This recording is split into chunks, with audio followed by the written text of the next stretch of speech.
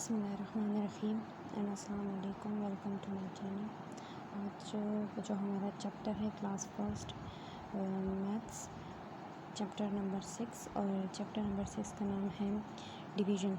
सबसे पहले स्टार्ट करने से पहले हम बच्चों को क्लियर कर दें कि डिवीज़न का जो सिग्नेचर होता है, डिवीज़न का जो साइन होता है वो क्या है। तो हमारे पास जो डिवीज़न का जो साइन होता है वो इस तरह का होता है,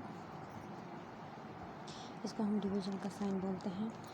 उसके बाद हम अपना मेथड स्टार्ट करते हैं। हमारे पास 3 मेथड के डिवीज़न को 3 मेथड से हम करवाते हैं बच्चों को। वैसे तो बहुत से मेथड से करवाए जाते हैं, लेकिन जो बच्चों को करवाए जाते हैं वो 3 मेथड ये हैं। सबसे पहला जो मेथड है वो ये है कि 4 डिवाइडेड बाई 2 इक्वल्स टू 2। सबसे पहले बच्चों को आपने ये बताना है कि इसको पढ़ना कैसे है, यानी आपने बताना है कि 4 divided by 2 equals to 2 English में लिखवाना है। फिर आपने बच्चों को बताना है कि जो यहाँ की वैल्यू जो डिवीज़न से पहले वैल्यू होती है उसको बोलते हैं डिवाइडेंट, और जो डिवीज़न के आगे वैल्यू होती है उसको लिखते हैं डिवाइज़र, उसको बोलते हैं डिवाइज़र, और इसको बोलते हैं इक्वल।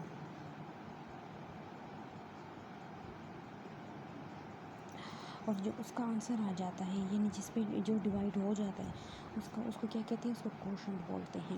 अब फॉर एग्ज़ाम्पल हमारे पास 4 बुक्स हैं और हमारे पास 2 स्टूडेंट्स हैं। हमारे पास 2 बॉयज़ हैं और 4 बुक्स हैं।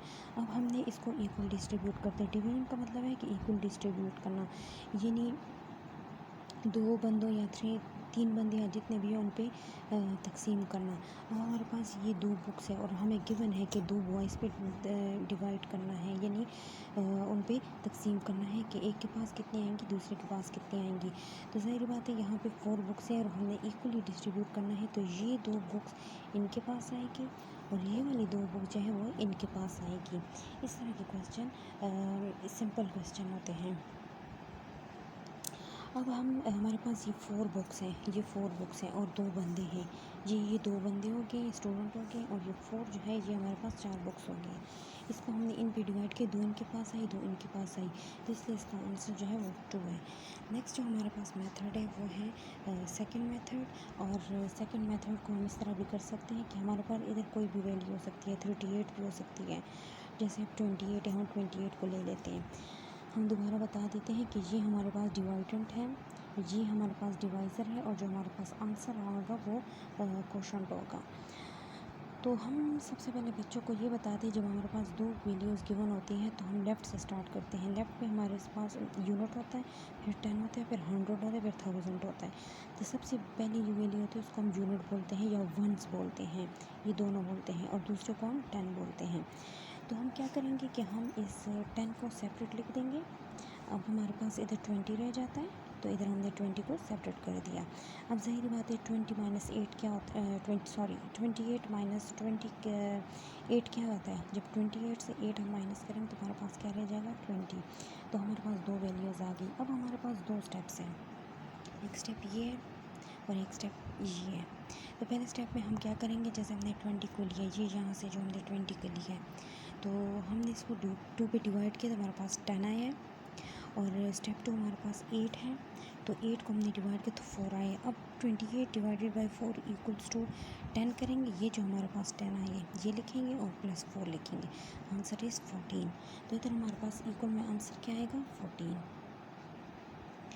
नेक्स्ट मेथड हमारे पास है मेथड 3, और उसको हम बच्चों को ऐसे सॉल्व करवाते हैं, यानी हम 80 देते हैं डिवाइड का साइन 4 और इक्वल टू बॉक्स देते हैं कि बॉक्स में इसका आंसर लिखो। बच्चों को हम ये तरीका भी करवाते हैं कि वो इस फॉर्म में सॉल्व करते हैं।